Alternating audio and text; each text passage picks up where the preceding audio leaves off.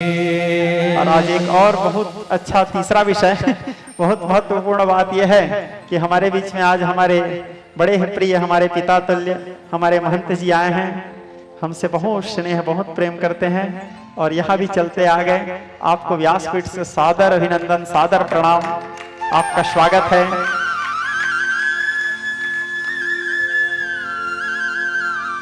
चूंकि संत उदय संतत हितकारी विश्व सुखद जन इंदु तमारी और मुद मंगलमय संत समाजु जो जग जंगम तीरथ राजू, ये आपके ग्राम आवरी का सौभाग्य है, आपके क्षेत्रवासियों का सौभाग्य है कि हमारे छत्तीसगढ़ की विभूति हमारे गौरव हमारे बीच में उपस्थित हुए। आप सबको आशीर्वाद देने के लिए, आशीर्वचन देने के लिए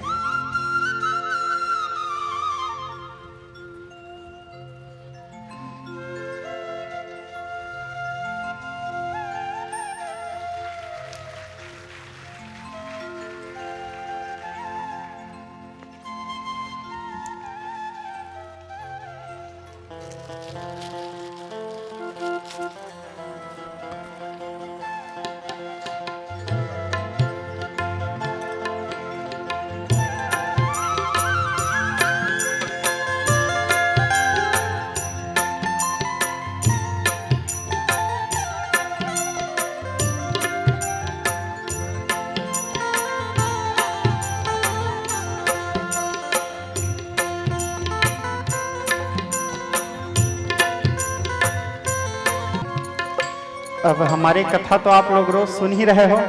आज हमारे बीच में हमारे एक पुत्र के समान अत्याधिक अकारण प्रेम देने वाले महात्मा जी का आगमन हुआ है। आप लोगों को आशीर्वचन, आप लोगों को उद्बोधन करेंगे, आप लोगों को कुछ शिक्षा देंगे, फिर कथा मैं आरंभ करूंगा आप लोगों के वास्ते। आप सभी लोग शांति व्यवस्था बनाए रखेंगे, सभी लोग बैठ जाएं, कृपया कोई खड़े न रहें, आप सभी बैठ जाइए शांति व्यवस्था के साथ।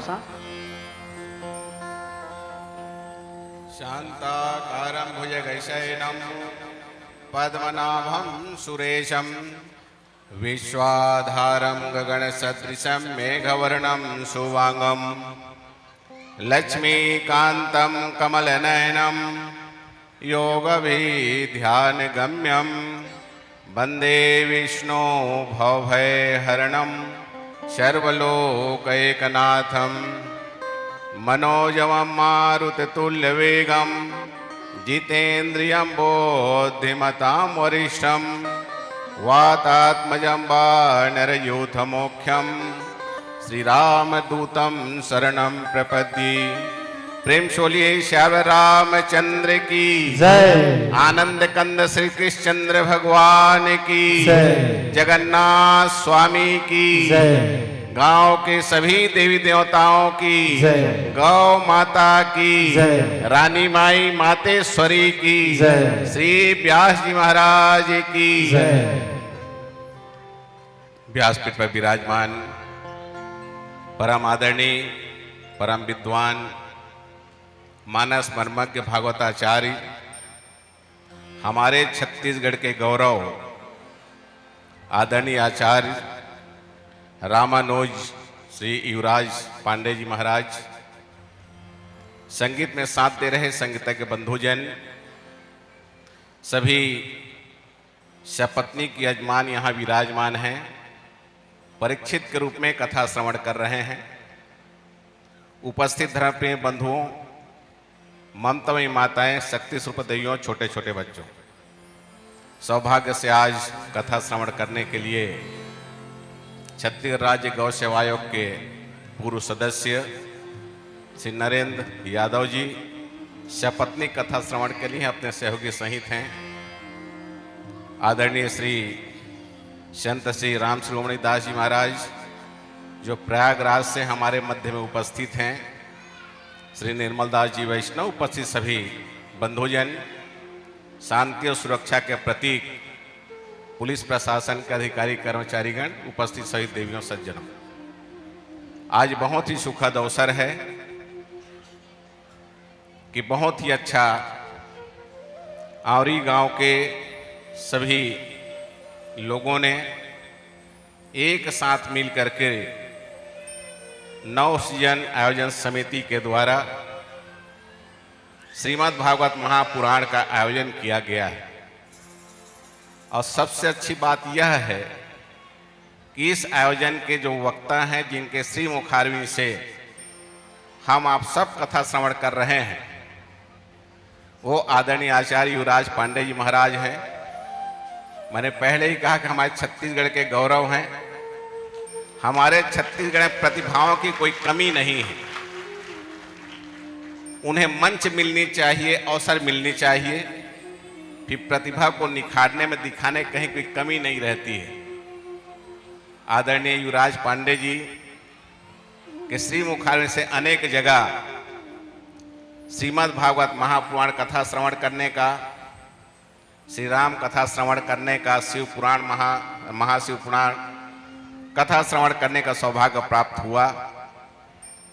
और जैसे ही पता चला कि औरी गांव में भी आप पधार रहे हैं, तो मैं मोह को श्रवण नहीं कर पाया, कथा श्रवण के लिए उपस्थित हूँ। निश्चित रूप से जितनी सहज और सरल भाषा में श्रोताओं को आप कथा श्रवण कराते हैं, बिरले ही ऐसे कोई मिलते हैं। श्रीमद् भागवत महापुराण के कथा आप सबके सब श्रवण कर रहे हैं। इस धराधाम में जीवात्मा पदार्पण जिस दिन भी होता है, तो 3 ऋण उसके ऊपर स्वतः ही हो जाया करता है, बिना कुछ किए। सबसे पहले देव ऋण, दूसरा है पितृ ऋण, तीसरा ऋण है जिसे हम आचार्य गुरु ऋण के नाम से जानते हैं। इस प्रकार का धार्मिक आयोजन करके, उत्सव महोत्सव करके, यज्ञ अनुष्ठान का आयोजन करके देव ऋण से उऋण होने का हम आप सब प्रयत्न करते हैं। अपने माता पिता का सेवा करके, उनका पूरा संस्कार करके पितृ ऋण से उऋण होने का प्रयत्न किया जाता है। और अपने गुरुजनों के बताए हुए मार्गों पर चल करके उनके आदर्श को अपने जीवन में उतार करके गुरु ऋण आचार्य ऋण से उऋण होने का व्यक्ति प्रयत्न करता है। निश्चित रूप से इस धराधाम का वह महामानव राजा परीक्षित, महामानव इसलिए क्योंकि राजा परीक्षित से पहले या राजा परीक्षित के बाद इस धराधाम में ऐसे किसी जीवात्मा का पदार्पण नहीं हुआ जिन्हें इस धराधाम में रहने के लिए 7 दिन का प्रमाण पत्र जिनके पास रहा हो। वह प्रमाण पत्र आज आप में से किसी के पास नहीं है, वह प्रमाण पत्र आज हमारे पास भी नहीं है।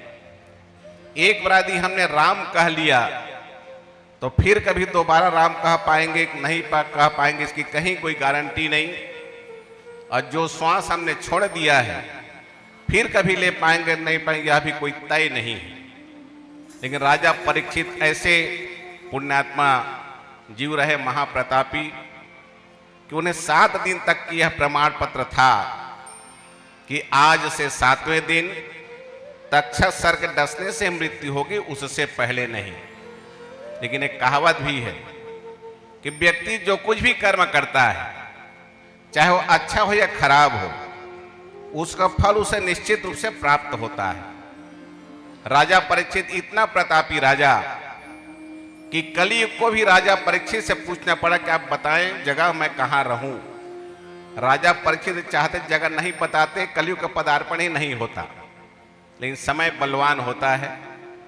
थोड़ी चूक राजा परीक्षित से हुई, जिसके वजह से ऋषि पुत्र ने कह दिया कि आज से 7वें दिन तक्षक सर्प डसने से मृत्यु होगी। इस बात को जान करके भी, इस बात को सुन करके भी राजा परीक्षित भयभीत नहीं हुए, सशंकित नहीं हुए, डरे नहीं, और एक एक क्षण का उन्होंने सदुपयोग किया।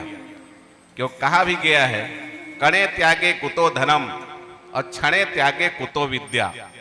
यदि आपको धनवान बनना है तो एक एक कण का महत्व को समझना होगा। यदि आपको विद्वान बनना है तो एक एक क्षण का सदुपयोग करना होगा। राजा परीक्षित ने भी यही किया और केवल 7 दिन में ही उन्होंने मोक्ष को प्राप्त कर लिया। मनसा वाचा कर्मणा समर्पित होकर उन्होंने कथा श्रवण किया उसी को आज हम श्रीमद् भागवत महापुराण कथा के रूप में श्रवण कर रहे हैं। आदरणीय आचार्य जी महाराज के श्री मुखारविंद में वह ओजस्वी है, वह वाणी है जिससे हर कोई प्रभावित होता है।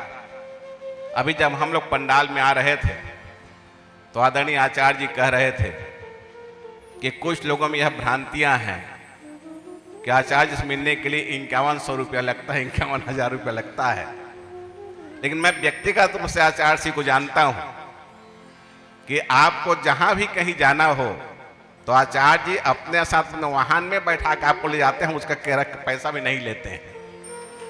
उन्होंने कहा कि एक नारियल भी नहीं लगता है, बाल बिल्कुल सही है।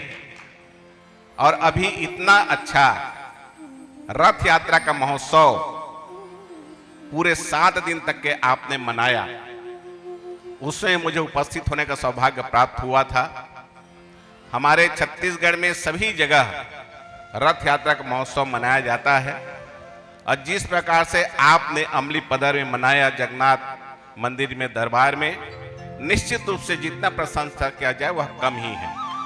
तो ऐसे विद्वान आचार्य आज हमारे मध्य में हैं। निश्चित रूप से जितना प्रशंसा किया जाए वह कम है।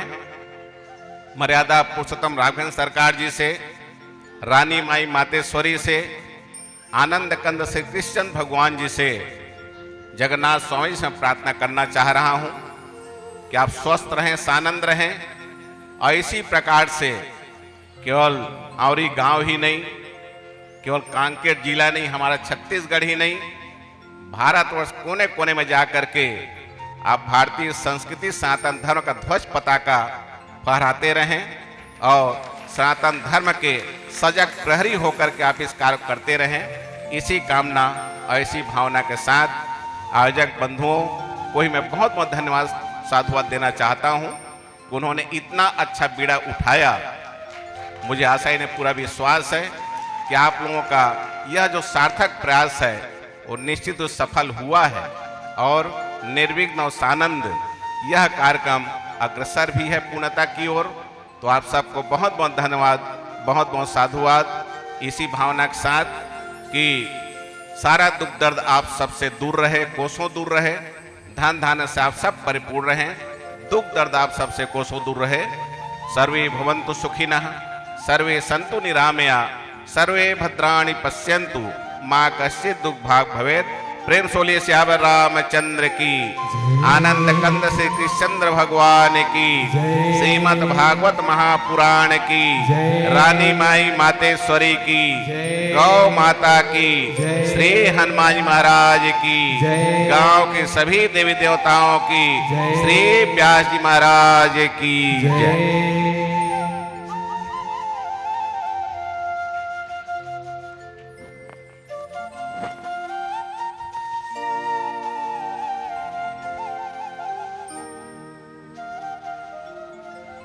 बोलिए पतित पावन भगवान के।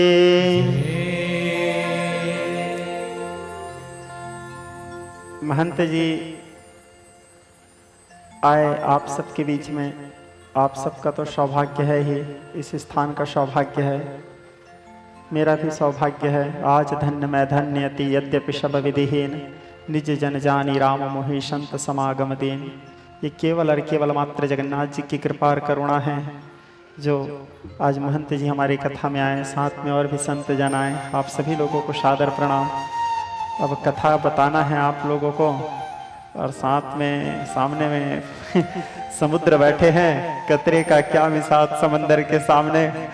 कथा बोलना है शह जो बालक कहत उतरी बाता, यही भाव से आप लोग कथा श्रवण कीजिएगा क्योंकि मेरे को कथा आता नहीं है। हाँ, अरे महंत जी जो आप लोगों को बोले मेरे बारे में 2-4 शब्द, इसमें बात कितना सही है तो जगन्नाथ जी जाने, लेकिन आप लोग इस बात को समझिएगा केवल मात्र महंत जी के महानता है, उनके उदारता है। और जब मैं किशोरावस्था भी बोला जा सकता है, जब मैं किशोरावस्था में था तब से ही एकदम ज्यादा पुत्रवत मेरे को स्नेह और प्रेम दिए हैं। मेरे को देखते हैं तो भाव विभोर हो जाते हैं, एकदम वात्सल्य इनके भीतर में प्रेम उमड़ आता है। तो केवल उनके प्रेम है, प्रेम के कारण अब पिता अपने पुत्र के प्रशंसा करता है, इसलिए प्रशंसा किए हैं।